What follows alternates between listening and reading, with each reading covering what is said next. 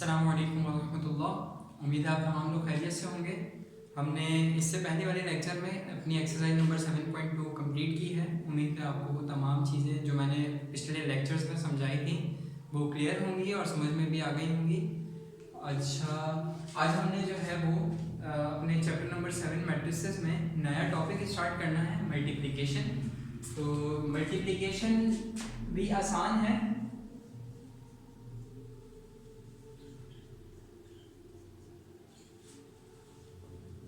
मिसाल के तौर पे हमारे पास दो मैट्रिसेस हैं। एक मैट्रिक्स ए है जिसमें एलिमेंट्स हैं 5, 2, 1, 0। एक मैट्रिक्स बी है जिसमें एलिमेंट्स हैं 2, 1। ठीक है, अब हमारे पास ये दो मैट्रिसेस हैं और हमें कहा गया है कि इन दोनों मैट्रिसेस को मल्टीप्लाई करना है। तो जिस तरह से हमने एडिशन और सब्ट्रैक्शन में एक कॉन्सेप्ट जहन में बिठाया था कि दो मैट्रिसेस उस वक्त तक आपस में ऐड और सब्ट्रैक्ट नहीं हो सकते जब तक कि उन दोनों मैट्रिसेस का ऑर्डर सेम ना हो। बिल्कुल इसी तरीके से अब मल्टीप्लिकेशन में भी हमने एक कॉन्सेप्ट जहन में रखना है और वो कॉन्सेप्ट क्या है कि अगर हमें कभी भी किसी दो मैट्रिसेस को आपस में मल्टीप्लाई करना होगा तो हम उन दोनों मैट्रिसेस की मल्टीप्लिकेशन की पॉसिबिलिटी कैसे चेक करेंगे। हम देखेंगे जो दो मैट्रिसेस आपस में मल्टीप्लाई होने हैं उनमें से जो पहला मैट्रिक्स है उसके कॉलम कितने हैं और जो दूसरा मैट्रिक्स है उसकी रॉस कितनी है। अगर पहले मैट्रिक्स के कॉलम की तादाद दूसरे मैट्रिक्स की रॉ की तादाद के बराबर होती है तो ऐसी सूरत में हम मैट्रिसेस को मल्टीप्लाई कर सकेंगे। इसके अलावा अगर वो बराबर नहीं होते तो ऐसी सूरत में मल्टीप्लिकेशन पॉसिबल नहीं होगी। अब ये याद कैसे रखा जाए कि मल्टीप्लिकेशन में पहले मैट्रिक्स के कॉलम को देखा जाएगा और दूसरे मैट्रिक्स की रॉ को देखा जाएगा। तो अगर हम ये मल्टीप्लिकेशन की स्पेलिंग को देखें तो आप पहले तो मुझे ये बताएं कि कॉलम की स्पेलिंग किससे स्टार्ट होती है? सी से, और रॉ की स्पेलिंग किससे स्टार्ट होती है? आर से। तो अगर हम मल्टीप्लिकेशन की स्पेलिंग की तरफ देखें तो मल्टीप्लिकेशन की स्पेलिंग में सी और आर में से क्या आता है? अगर हम मल्टीप्लिकेशन की स्पेलिंग देखें तो इस पूरी स्पेलिंग में कहीं पे भी आर मौजूद नहीं है। लेकिन अगर हम सी की बात करें तो इस मल्टीप्लिकेशन की स्पेलिंग में ही सी मौजूद है। सी मौजूद है। तो ये मल्टीप्लिकेशन की स्पेलिंग खुद बताएगी कि जब भी आपको दो मैट्रिसेस को मल्टीप्लाई करना है तो उन दो मैट्रिसेस में से जो पहला मैट्रिक्स है उसमें से क्या चेक करेंगे? कॉलम। और जब कॉलम पहले मैट्रिक्स की चेक कर लिए तो अब बचा क्या? रॉ।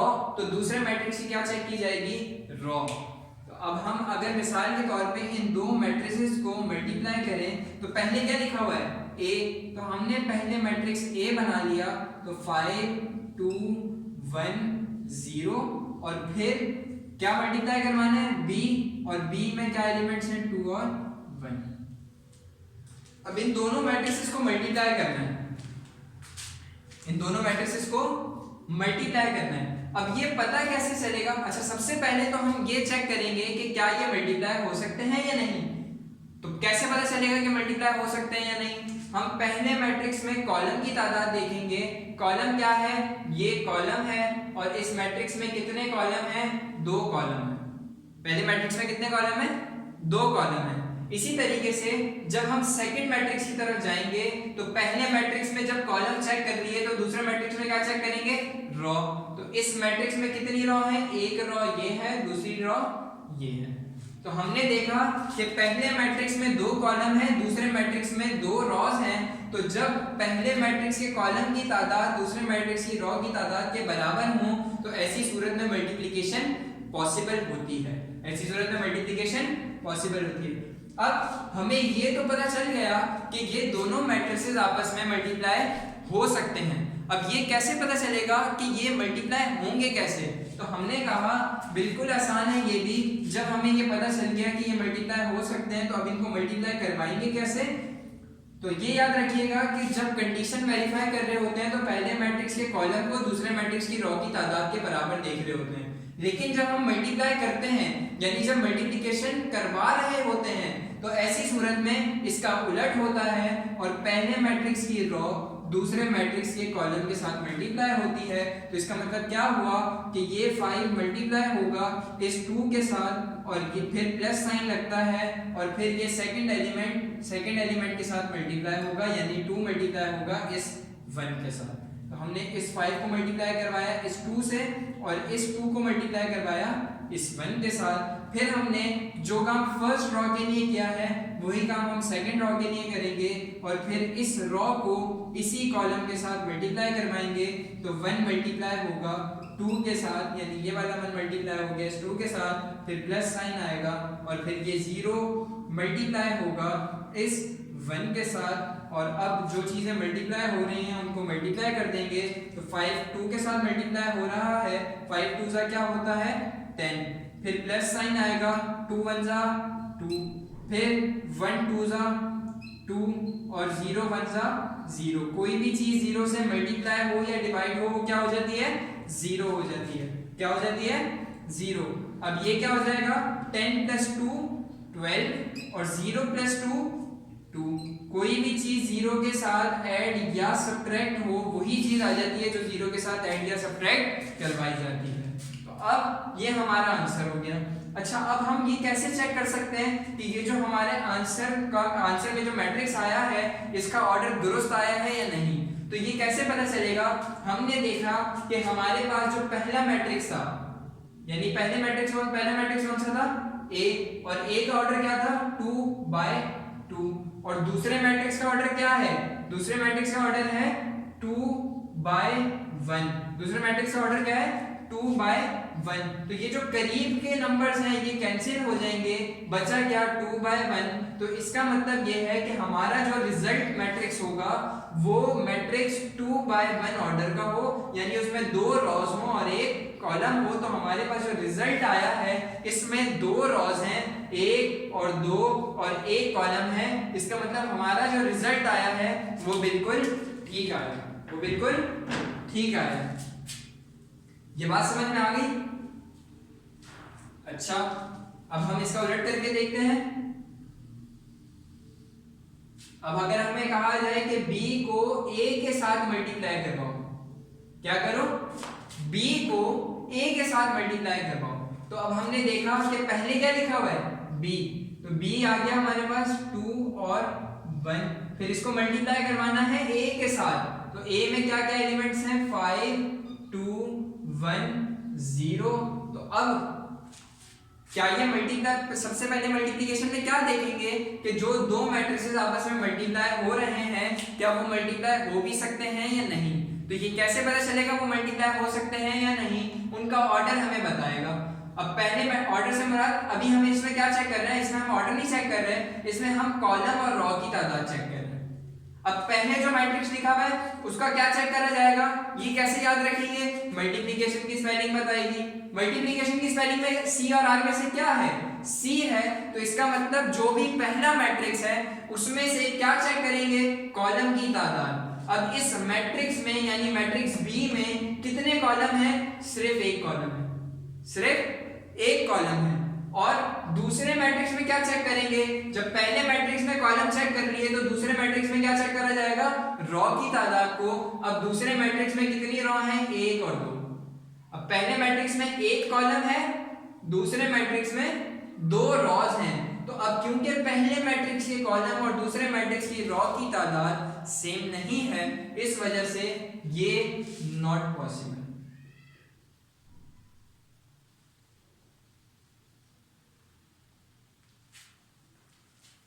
ठीक है, क्लियर है यहां तक बात। अच्छा, तो अब हमने कहा कि भाई हमें पता चल गया कि भाई इसके कॉलम और इसकी रॉ सेम नहीं है, इसलिए ये पॉसिबल नहीं है। और यहाँ पे रॉ और कॉलम की तादाद सेम थी इसलिए ये पॉसिबल था। अब मिसाल के तौर पे आपके पास एक और मैट्रिक्स है, मैट्रिक्स C, और उसमें एलिमेंट्स हैं मिसाल के तौर पे 1 2। और अब हमें कहा गया है कि C को मल्टीप्लाई करवाना है A के साथ, C को मल्टीप्लाई करवाना है A के साथ। तो अब पहले कौन सा मैट्रिक्स आएगा, पहले मैट्रिक्स C आएगा और फिर बाद में कौन सा मैट्रिक्स आएगा, मैट्रिक्स ए आएगा यानी 5 2 1 0। अब इन दोनों मैट्रिसेस को मल्टीप्लाई करना है। ये दोनों मैट्रिसेस मल्टीप्लाई हो सकते हैं या नहीं, सबसे पहले तो हमें ये चेक करना है। अब ये कैसे पता चलेगा? पहले मैट्रिक्स की कॉलम की तादाद देखेंगे, दूसरे मैट्रिक्स की रो की तादाद देखेंगे। अगर ये दोनों बराबर हैं तो फिर मल्टीप्लिकेशन हो सकेगी। अगर इसके कॉलम और इसकी रो बराबर नहीं है तो ऐसी सूरत में मल्टीप्लिकेशन नहीं हो सकेगी। तो पहले मैट्रिक्स में कॉलम कितने हैं? 1 2, 2 कॉलम हैं। तो अगर मल्टीप्लिकेशन होगी तो इसमें कितनी रॉज होनी चाहिए? 2 होनी चाहिए। चेक करते हैं, 1 2, तो इसमें भी 2 कॉलम, इसमें भी 2 रॉज। तो क्योंकि इसके कॉलम और इसके रॉ की तादाद सेम है, जब इसके कॉलम यानी पहले मैट्रिक्स के कॉलम दूसरे मैट्रिक्स की रॉ के बराबर होते हैं तो ऐसी सूरत में मल्टीप्लिकेशन हो सकती है। अब मल्टीप्लाई कैसे करेंगे? तो हमने कहा था इसका उलट होगा, यानी इसकी रॉ इसके कॉलम के साथ मल्टीप्लाई होगी। तो क्या हुआ इसका मतलब कि अब जो मैट्रिक्स हमारे पास बनेगा उसमें 1 मल्टीप्लाई होगा 5 के साथ, ये इसको आप ब्रैकेट में लिख लें, 1 मल्टीप्लाई बाय 5 फिर प्लस और फिर 2 मल्टीप्लाई बाय 1, यानी ये 1 इस 5 से मल्टीप्लाई हुआ, फिर ये 2 इस 1 से मल्टीप्लाई हुआ। अच्छा, पहले केस में हमारे पास क्या था? सिर्फ एक कॉलम था। पहले केस में पहले जो सवाल हमने किया उसमें सिर्फ एक कॉलम था, लेकिन इसमें 2 कॉलम है। तो मैट्रिक्स में जितने भी कॉलम होंगे वो तमाम के तमाम कॉलम्स पहले मैट्रिक्स की रॉ के साथ मल्टीप्लाई हो रहे होंगे। तो अब जिस तरीके से हमने इस मैट्रिक्स की रॉ को इसके कॉलम के साथ मल्टीप्लाई किया पहले कॉलम के साथ, बिल्कुल उसी तरह इसी रॉ को इस कॉलम के साथ भी मल्टीप्लाई करेंगे, लेकिन इसके दरमियान में थोड़ा सा गैप देंगे और फिर 1 को मल्टीप्लाई करेंगे 2 के साथ, फिर प्लस लगेगा और 2 मल्टीप्लाई होगा 0 के साथ। अब क्या हो गया? 1 5 जा 5 प्लस 2 1 जा 2, 1 2 जा 2 प्लस 2 0 जा 0, और ये क्या हो गया? 5 प्लस 2 7 और 2 प्लस 0 2। तो अब हमारे पास क्या ये ही ऑर्डर का मैट्रिक्स आना चाहिए था? हमने चेक किया, हमने कहा इन दोनों को मल्टीप्लाई कर रहे थे, इसका ऑर्डर क्या है? 2/1। इसका ऑर्डर क्या है?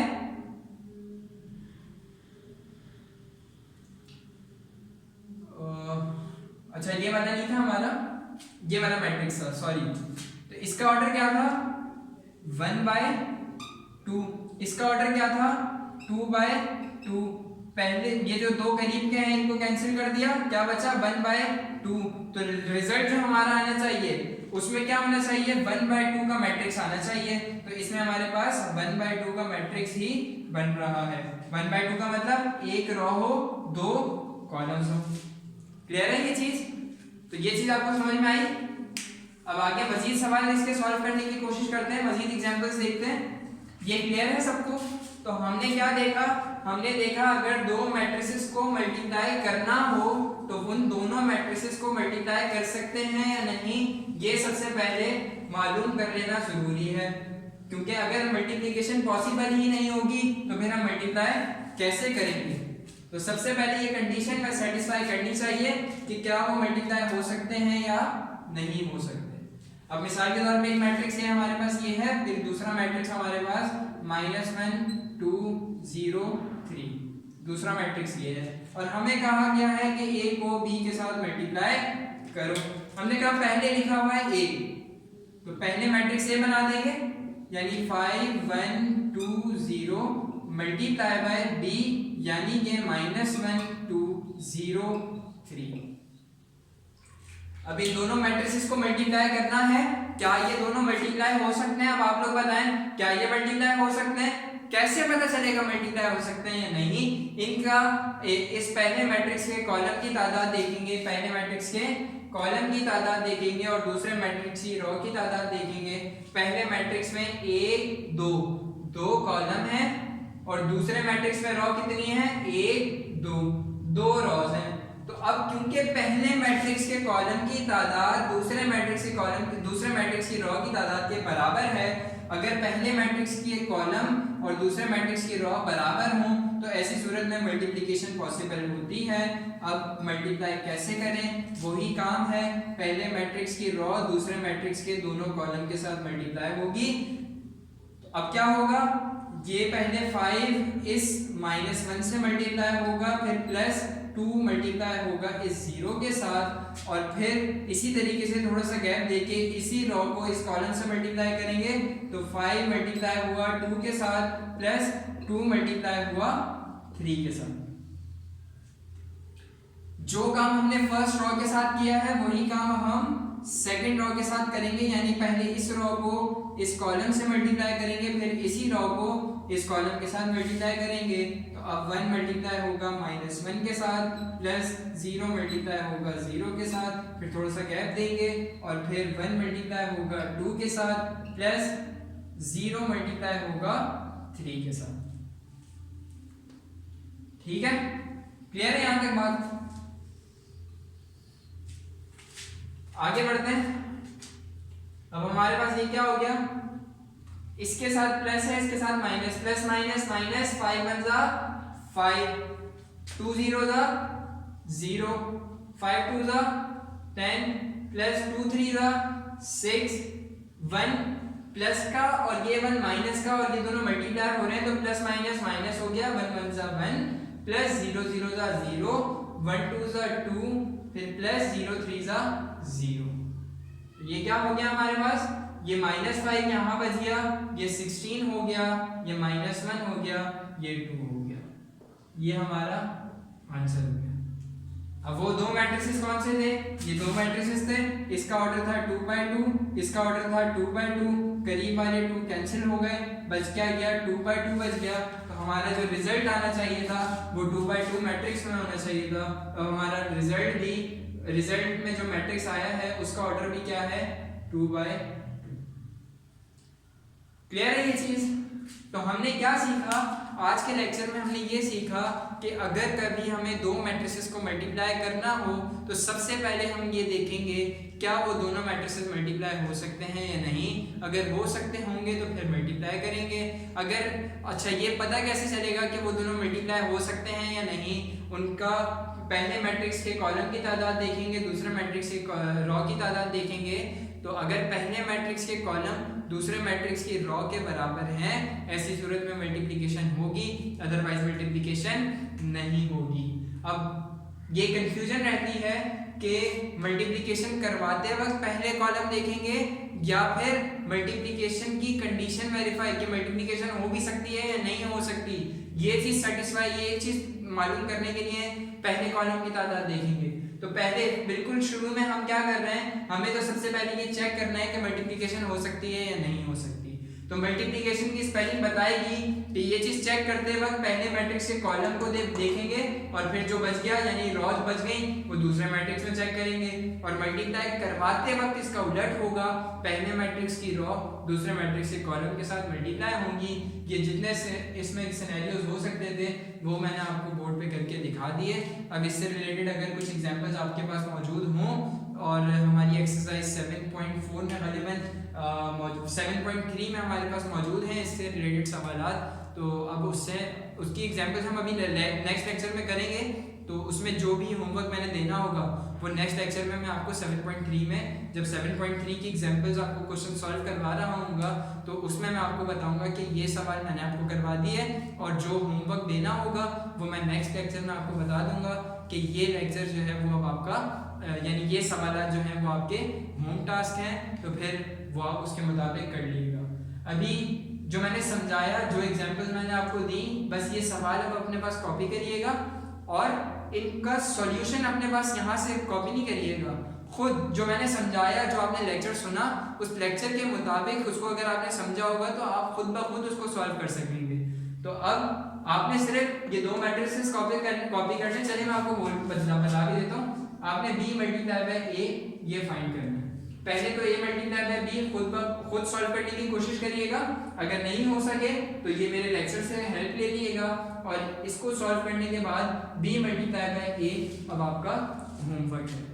ठीक है, सबसे पहले आपने ये देखना होगा कि मल्टीप्लिकेशन पॉसिबल है या नहीं। अगर नहीं पॉसिबल तो बस लिख देना नॉट पॉसिबल। ठीक है, और वजह बता दिएगा क्योंकि पहले मैट्रिक्स के कॉलम और दूसरे मैट्रिक्स की रो बराबर नहीं है, इस वजह से इसका सॉल्यूशन पॉसिबल नहीं है। अगर पॉसिबल है तो फिर ये सारा प्रोसीजर आपने करना होगा। उम्मीद है जो समझाया वो समझ में आ गया होगा। और ये जो मैंने काम दिया है b मल्टीप्लाई बाई a करने के लिए, ये आप कर लेंगे। मिलते हैं नेक्स्ट लेक्चर में नेक्स्ट टॉपिक नेक्स्ट एक्सरसाइज 7.3 के साथ। तब तक के लिए अल्लाह हाफिज़।